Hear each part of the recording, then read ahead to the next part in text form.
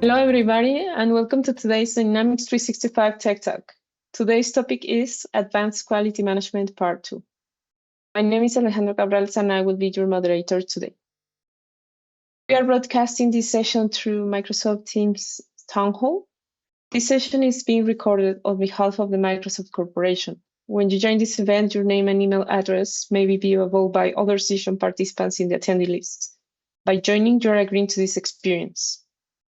If you have questions for presenter or need support, please use the Q&A panel located on the right side of your screen.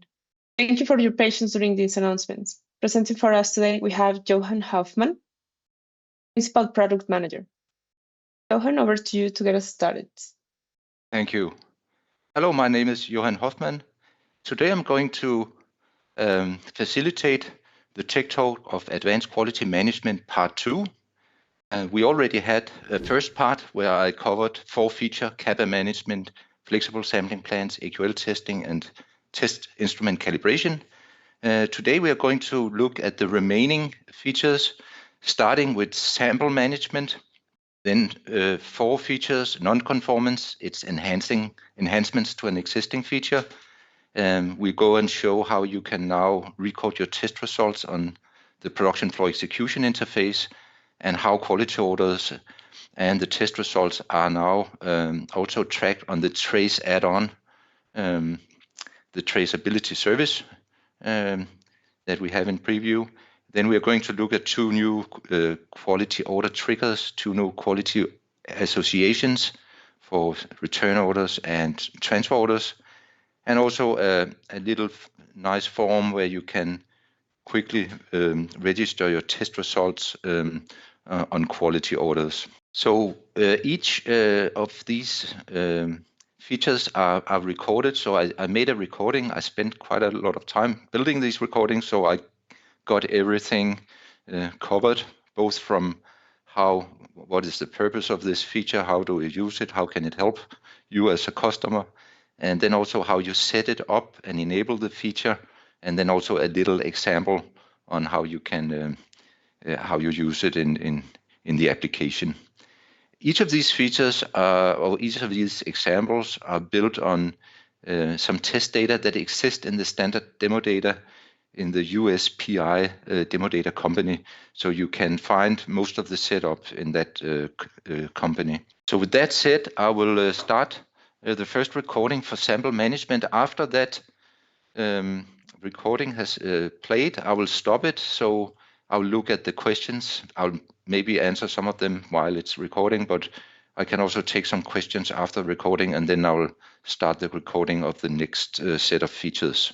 So let me go back and then start the recording. The next feature we will cover is sample management. Sample management enables manufacturers to systematically handle, track, and control product samples throughout their lifecycle, from creation and testing to storage and disposal. This is crucial for ensuring traceability, maintaining compliance with regulatory standards, and making informed decisions based on sample test outcomes. Sample management supports the following 2 principles: inline sampling and continuous sampling. Inline sampling involves collecting samples during production, before the item is reported as finished. This enables early detection of quality issues and allows for proactive adjustments prior to final reporting.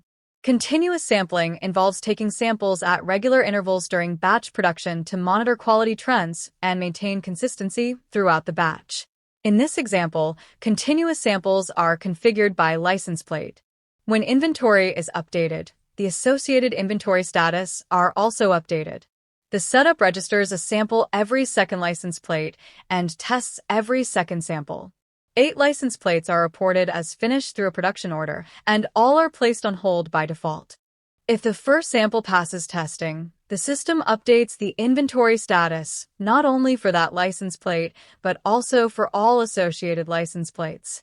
If the second sample fails, the system updates the inventory statuses for the related license plates accordingly. To investigate if all 4 license plates has been failing, a manual quality order can be created for sample 3. If sample 3 passes, the system will release the 2 associated license plates. Sample management involves several setup elements that need to be configured. The demonstration begins with label printing, where sample labels are defined using customizable layouts. Each sample is assigned a unique identifier through configurable number sequences, ensuring traceability throughout the process. Procedure types are defined to manage testing, handling, and scrapping, and these procedures are associated with specific sample types to maintain consistency. Samples progress through lifecycle states, from registration to quality order validation, archiving, and external dispatch. These states reflect the journey of a sample and are configured per sample type. Sample types, such as inline and continuous, determine which lifecycle states and label configurations apply. Sampling frequency is defined through item sampling and test group configurations, allowing for rules like testing every sample or every fifth batch. Quality associations link item sampling setups to automatic quality order generation when production is reported as finished. Sample associations define which items or item groups use sample management and which sample types and procedures apply, completing the setup process.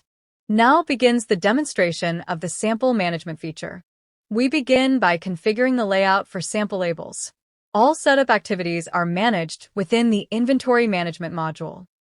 Labels are designed with sample-specific fields and are printed directly using a ZPL-compatible printer. A predefined layout example is available to guide the label printing process. The next step introduces sample procedures, which define how samples are managed throughout their lifecycle. These procedures apply to both inline and continuous sampling methods and are tailored to the specific needs of each type. Each procedure is linked to a configurable sample type, allowing flexibility in setup. Additional parameters include retention type, disposal method, and storage requirements, which determine whether samples are stored, discarded, or processed. Procedures are created and assigned based on the sample type, inline or continuous, and may vary depending on the inspection method. Lifecycle states are configurable and represent the stages a sample progresses through. The system defines 3 key states with special significance: quality order created, quality order validated, and sample scrapped. These states are automatically assigned based on the sample status and are used to track its life cycle. Sample types determine which life cycle states are applicable to each type. The sample type, Continuous 2, follows the continuous process method and uses a default label layout tailored to that workflow. Only one life cycle state can be configured at a time for this type. The system automatically applies the states quality order created, quality order validated, and scrapped, each of which carries special significance and reflects the sample's progress. In contrast, the inline sample type uses the inline inspection method and supports up to 4 lifecycle states. In the current configuration, the archive state is not utilized. After defining the sample types, the next step is to configure item sampling. The standard item sampling form has been enhanced with a Sample Management Fast tab, which is tailored for use in continuous sampling processes. In this example, each sample consists of 1 spoonful, representing a small quantity extracted for testing or evaluation. These samples are not part of inventory. The configuration specifies that 1 sample is taken for every 2 license plates, with testing applied to every other sample, meaning not all samples are tested, only alternate ones. This setup aligns with the diagram shown earlier in the PowerPoint presentation. Additionally, there is a separate item sampling configuration available for inline samples. This setup is more basic, as inline samples are collected on demand directly from the production order at the moment they are needed. Next, test groups are introduced. No special configuration is required for test groups within sample management, as existing functionality is reused. In this example, a sample test group is configured using license plates. The primary purpose of this setup is to update the inventory status based on the outcome of the quality order. By default, the inventory status is set to QC hold. If the quality order fails, the system updates both the associated inventory and the related production inventory to QC failed. Conversely, if the quality order passes, the tested inventory and its related inventory are updated to QC pass. The quality association is configured to initiate sample management when production is reported as finished for a specific item. This setup references the previously defined test group and item sampling configuration to ensure consistency and automation. For inline samples, a quality association is not required, as these samples are collected on demand directly from the production order. In this demonstration, a sample association is configured for item XFG1WHS. For this item, inline sampling is enabled using the designated sample type, and inline samples are attained for 30 days, a duration that is configurable. The same test group and item sampling configuration are applied to inline samples, serving as default values that can be overridden if needed. Continuous sampling is also enabled for this item, with a separate sample type defined specifically for continuous samples. These samples are stored for 1 year, and the system automatically calculates their expiration date based on the configured scrap and day settings. Multiple procedures are associated with this item, supporting various inspection methods including continuous, inline, or a combination of both. This completes the setup process for sample management. The demonstration begins with an existing batch order 31. When navigating to the order, it is confirmed that processing is already underway and the initial production steps have been completed. From the action pane, the worker initiates a new inline sample. In the dialog, the product, sample type, item sampling method, and test group are automatically defaulted based on pre-configured sample associations. After selecting OK, the system creates the inline sample together with its associated quality order. Next, the worker opens the sample management workbench. In the workbench, the sample and its quality order can be monitored and processed. The lifecycle state of the sample indicates that a quality order has been created. The worker then performs testing on the sample and enters the test results. The quality order is validated as passed, and the sample's lifecycle state is automatically updated to reflect that the test has been successfully completed. Workers can review how sample test results are trending over time. In this example, the trend analysis focuses on the pH value for product P2100. The demonstration now moves into the continuous sampling process, using the production of product P2100 on batch order 31 as the example. Product P2100 is in this example configured for continuous sampling, where a sample is generated for every batch number reported on the batch order. Additionally, a quality order is created for every fourth sample. In the sample management workbench, 4 continuous samples have been generated for batch order 31, based on 4 separate reportings on the batch order. All 4 samples have been assigned the batch disposition code QC hold, indicating that the batches remain on hold until the sample with the associated quality order has been validated. The first sample has now been tested, and the test results entered for the quality order are all within the accepted range. The quality order is then validated. In the validation dialog, the proposed disposition code for updating the 4 batches is passed, since the test for the first sample fell within the acceptable limits. If the quality order had failed validation, the proposed disposition code would have been QC failed instead. After confirming the quality order, the disposition code for all 4 samples is automatically updated from QC created to QC passed. That wraps up the walkthrough of the sample management feature. Here's a recap of what we covered. Setting up sampling plans. You saw how sampling plans define when and how samples are created during production. Automatic sample generation.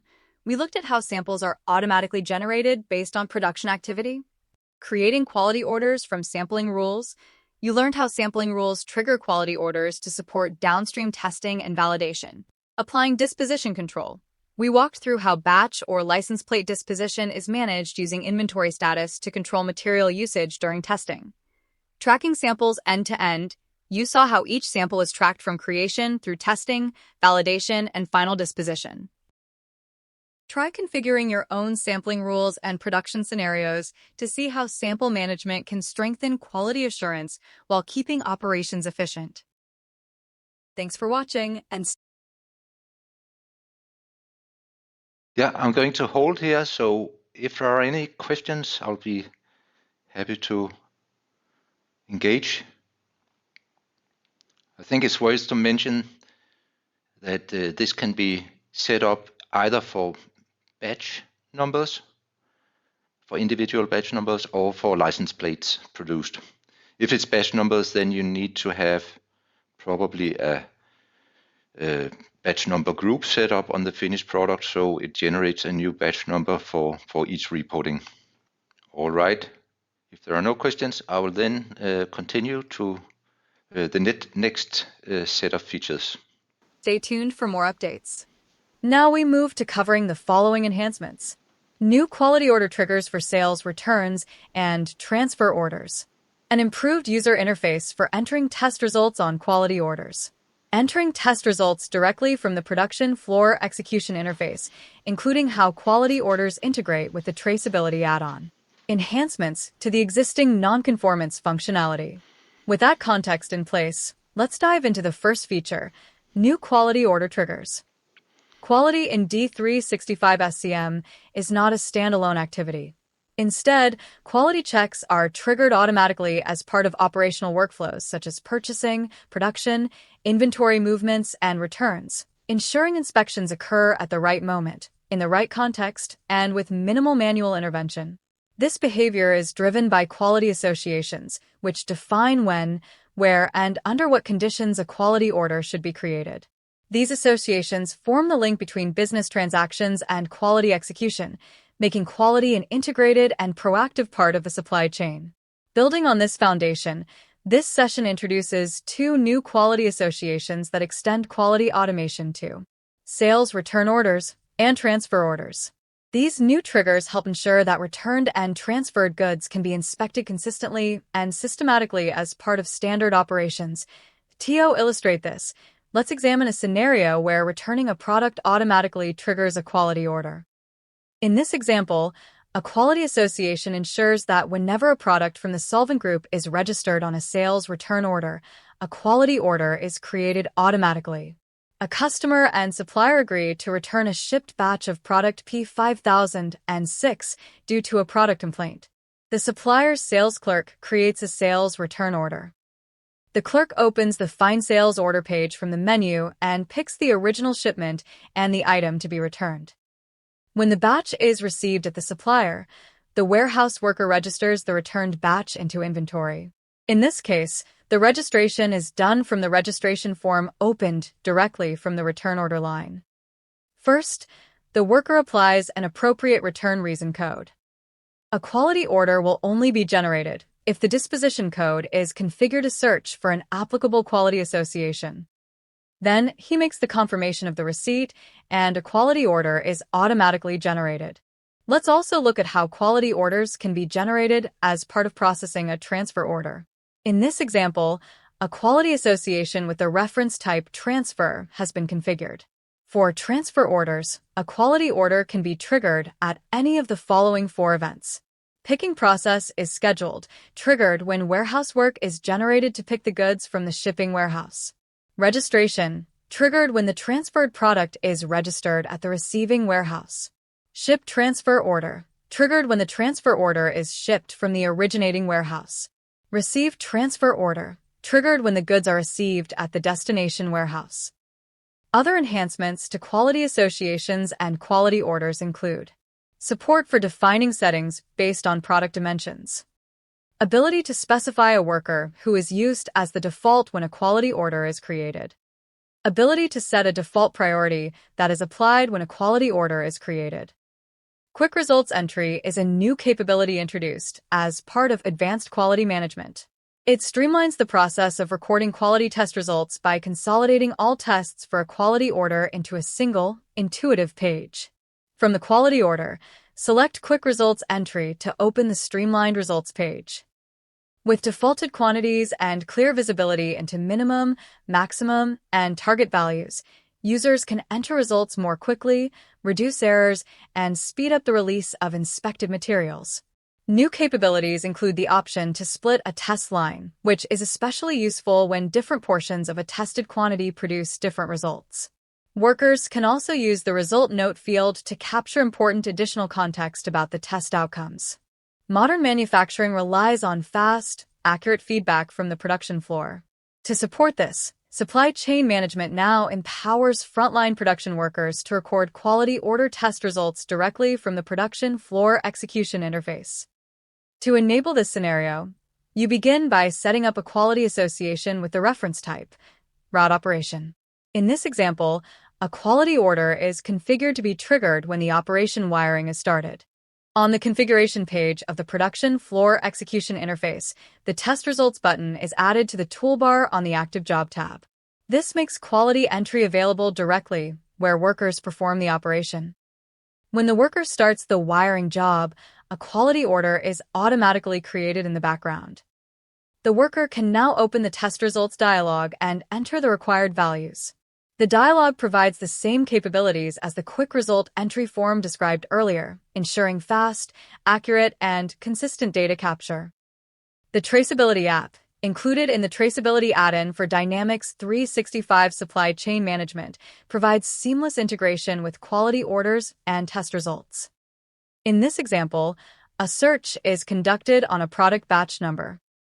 By selecting View Activities, the business user can see that a quality order has been processed and all applicable information is available from timestamps to the test results in the data collection section. Nonconformance in supply chain management identifies and manages products that fail to meet quality standards. With advanced quality management, the process is enhanced through improved structure, greater accuracy in reporting, and higher operational efficiency. The main enhancements include predefined nonconformance operation groups that bundle related steps, such as research, repair, and retest, into a consistent, repeatable workflow to streamline investigations and reduce manual effort. Predefined diagnostic groups that combine related activities, such as tests, inspections, and evaluation steps, into a consistent, efficient approach for identifying root causes and accelerating analysis. Structured correction root cause codes that standardize how underlying issues are captured, improving consistency in failure analysis and clarity in reporting. Work groups that identify the team responsible for addressing the nonconformance. A nonconformance is created for a specific production order batch. The issue is documented, and a work group is assigned to handle it. The nonconformance is approved. The Related Operations page is opened directly from a menu item. From the page, operations can be created manually or added from the predefined groups by selecting Add Operations from Group from the menu. In the dialog, an applicable operations group is selected, and its operations are then added to the case. When the correction needed is known, the worker opens the corrections page from a menu item. Predefined diagnostic activities can now be added by selecting the menu item, Apply Diagnostic Group. In the dialog, they select the appropriate diagnostic group, and its diagnostic lines are automatically added to the case. The worker can add a root cause to the correction lines from a list. After the lines are completed, the case is ready to be closed. That wraps up the walkthrough of the nonconformance process. With these capabilities, you can capture issues as they occur, apply structured diagnostics, assign the right work groups, and drive consistent root cause analysis and correction, all within Dynamics 365. Next, we will be covering the... So I'm going to pause. And if there are any questions, please feel free. I think one of the important takeaways on the new quality order trigger for return orders, please remember that the disposition code that you choose needs to be enabled for searching for a valid quality association. I've seen several times that if this step is missed, then no quality order will be generated. So that is just something to remember. All right, then I will start the next set of features. The following features: electronic signature, electronic batch record, approved customer list, and customer-specific certificate of analysis. Electronic signatures provide a secure way to confirm a person's identity when approving or initiating a process. In many regulated industries, they carry the same legal weight as a handwritten signature and are required for compliance with standards like FDA 21 CFR Part 11. On the electronic signature requirements page, administrators can enable a range of processes that require electronic signatures. Advanced Quality Management now extends this capability by supporting e-signatures for the highlighted processes. Additionally, the following enhancements have been introduced to define stricter password requirements for users signing off processes with an electronic signature. These enhancements allow administrators to configure the password expiration period in days, the minimum password length, the minimum number of alphanumeric characters required, the minimum number of numeric characters required, the minimum number of special characters required. As we move from electronic signatures into the broader landscape of compliant digital manufacturing, the next foundational element is the electronic batch record. While electronic signatures ensure the who and when behind critical actions, electronic batch records focus on the what and how, capturing every detail of production in a controlled, auditable way. Electronic batch records, often called EBRs, play a key role in meeting the requirements of 21 CFR Part 11, which governs how life science and pharmaceutical companies manage electronic documentation. In simple terms, EBRs make sure that everything about how a batch is made is captured accurately, securely, and in a way that stands up to regulatory scrutiny. EBRs are made up of two main parts: the Master Manufacturing Record, MMR. Think of this as the blueprint. It defines the approved methods for producing an item and the different ways its characteristics should be measured. The Batch Production Record, BPR. This is the real-world execution. It captures exactly how a specific batch was made, including the actual measurements, ingredient characteristics, and quantities used. For electronic batch records, it's generally expected that electronic signatures are required for the highlighted features. In the right pane, set signature required to yes to ensure that users must provide a signature when performing actions related to that feature. In the production control parameters, just set a few options to turn on electronic batch records. Use electronic batch records. Switch this to yes to enable EBRs. When you do, the system requires BOMs, formulas, and routes to be unapproved before editing so it can capture electronic signatures. While EBRs are on, editing is automatically blocked for approved records until approval is removed and reapplied after changes. Include batch expiration on BPR. Choose whether the batch expiration date should appear on the BPR report. Suppress work instructions on EBR. Hide the work instruction section on the BPR if none exist. Allow BPR to print multiple reports. Decide whether several BPRs can be printed in one go or only individually. The electronic batch record, EBR, is uniquely identified by a number generated from a number sequence that must be configured in the production control parameters. From the production and batch order list pages, you can access the EBR directly through the provided link. Supervisors can access and review both the MMR and the EBR from their dedicated inquiry pages. Here, all master manufacturing record details for product P2000 are shown. In the EBR inquiry page, all details for EBR record 03 related to the production of product P212100 are displayed. Supervisors can also print the EBR report directly from the inquiry page. Now that we've wrapped up electronic batch records, let's shift gears and look at another control feature, the approved customer list. This tool helps you manage which customers are allowed to buy specific products, especially when you work with private label items or customers that have special agreements. By pre-approving customers, you streamline order processing and make sure restricted products only go to the customers they're intended for. To authorize specific customers, or whole customer groups, to buy certain products on a recurring basis, you use the Approved Customer List Setup page.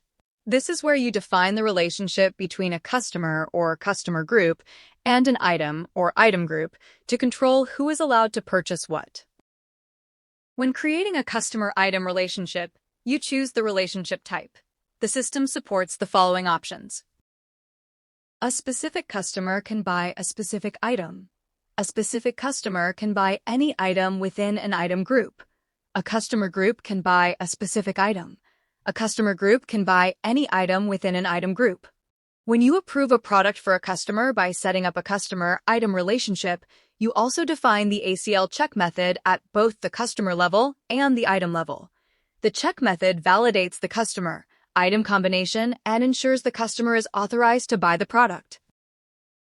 Here you can see the ACL check method that's available on the product page.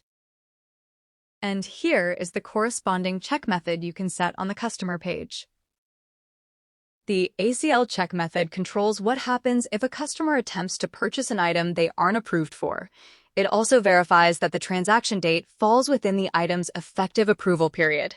Depending on your setup, the system can simply warn the user or block the transaction entirely. Available ACL check methods. No check. No validation is performed. Any customer item combination is allowed. Warning only. A warning message appears, but the user can continue. Not allowed. An error message is shown, and the transaction cannot proceed. The ACL check method applies to sales agreements, sales quotations, and sales orders. Depending on the method you choose, only items authorized for the selected customer can be added to the document.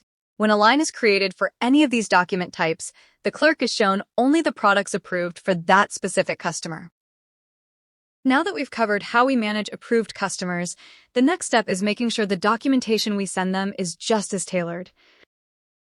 This brings us to customer-specific certificates of analysis. With this capability, each customer receives a certificate of analysis that reflects their exact requirements, which tests to include, which ranges to apply, and how the results should be presented. You configure customer-specific requirements for each test group member by opening the Customer COA Requirements page from the Action pane. From here, you can set up requirements for a single customer, a customer group, or for all customers at once. And for each requirement, you have several configuration options. Exclude. When selected, this test group member is excluded from the COA report. Use customer-specific ranges. Apply customer-specific min/max ranges for the batch attributes in the report. If not set, the product-specific ranges are used. Suppress min or max values. Hide the min/max values defined on the test group member in the COA report. Replace pass results. Use this field when you want to show a standard text instead of the actual pass result or numeric values. For example, you might enter something like conforms to specification. This is useful when a customer prefers specific wording or when you don't want to expose your internal limits. Replace failed results. Use this field to show a standard message instead of fail or the actual out-of-range value. For example, you can enter does not meet specification. This helps keep the wording consistent and avoids showing sensitive details that some customers shouldn't see. Here is a short example of how a certificate of analysis can be generated. A sales order is ready for shipment. The material being shipped has already been tested on a quality order linked to the sales order. When processing the packing slip, you simply select the option to automatically print the certificate of analysis, ensuring it is included with the goods and accompanies the shipment together with the packing slip. That wraps up our walkthrough of the 4 features showcased in the recording. Together, these capabilities strengthen traceability, consistency, and compliance across the entire manufacturing and release process. Each feature plays a distinct role, but their real value comes from how they connect, authenticating actions, documenting production, tailoring customer-facing quality information, and ensuring shipments align with approved relationships. Overall, they help teams operate with greater confidence and control from start to finish. Thanks for watching, and stay tuned for more updates. I think Johan Brad. Yeah. Go ahead. Yeah, I unmuted myself. So if there are any questions here, please go ahead. Don't be shy. If there are anything you think could be better or things you like, all right.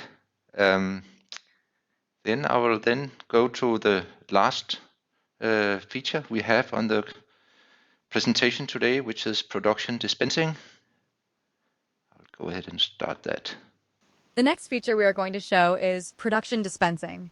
When you're working with hazardous, sensitive, or high-value materials, precise dispensing is critical. It helps protect product quality, keeps people safe, prevents contamination, and reduces waste. In many industries, this happens in controlled environments, often clean rooms, where materials are opened, dispensed, and resealed under strict conditions. To support the regulated dispensing process, you can take these actions.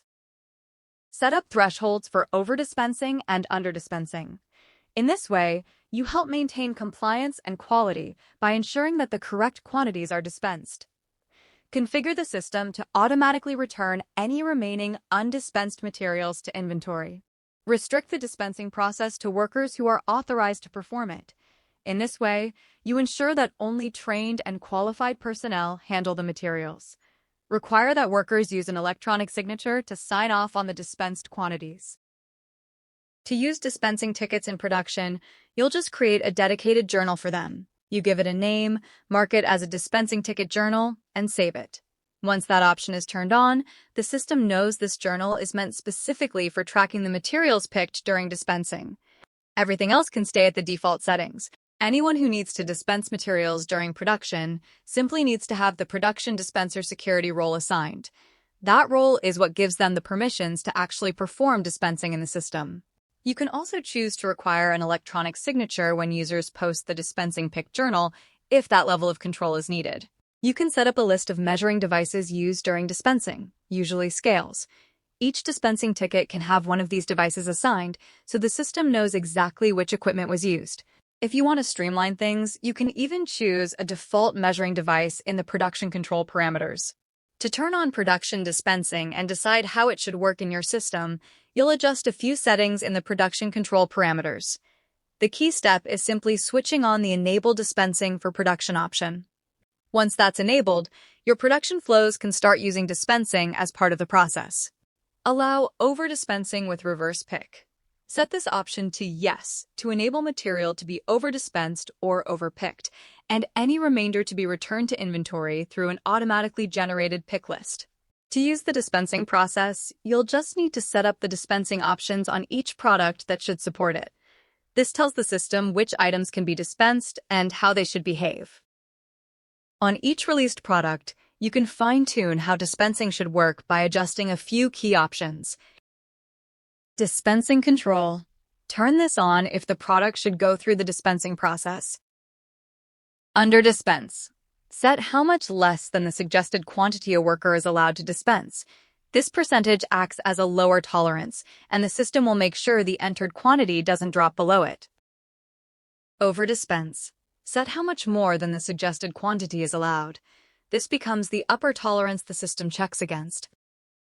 Authorized personnel. Switch this on if only users with the production dispenser security role should be able to dispense the item. When you add a BOM or formula line that uses a product set up for dispensing, the system automatically pulls in that item's under and over dispensing thresholds. If those default tolerances don't fit the specific scenario, you can change them directly on the line. As long as the BOM or formula is an unapproved state, whatever values you enter there are the ones the system will use later when it checks and validates the quantity during the dispensing process. The batch order is released, and in the release dialog, the journal names for picking and dispensing is selected. When the release is confirmed, journals for dispensing and consuming the dispensed material is generated. The journal used to consume the dispensed material is opened from the View tab on the batch order page.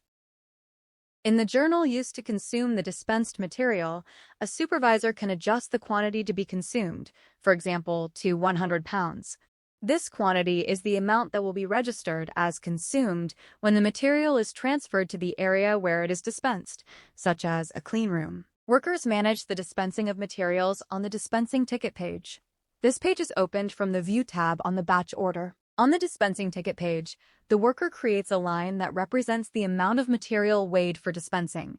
In this section, multiple measurements can be entered. When the worker selects post-dispensed, the system calculates the average of the entered measurements and updates the ticket with this value as the dispensed quantity. Finally, the worker posts the dispensing ticket. 3 journals are generated for the materials consumed by the batch order, one for non-dispensed materials, one for the quantity staged to the dispensing area, and one for the residual quantity representing overpicked material that will be returned to inventory. That wraps up production dispensing. With this capability, organizations can precisely control how materials are staged, dispensed, and consumed in highly regulated manufacturing environments. By separating picking, dispensing, and consumption into distinct steps and journals, the process ensures accurate inventory tracking, full traceability, and compliance with regulatory requirements, while still providing flexibility for real-world dispensing scenarios. Try it out with your own dispensing and quality scenarios to see how it helps improve control, reduce manual errors, and maintain compliance without adding unnecessary complexity. Thanks for watching, and stay tuned for more updates. That wraps up the last presentation, or the presentation of the last feature in advanced quality management.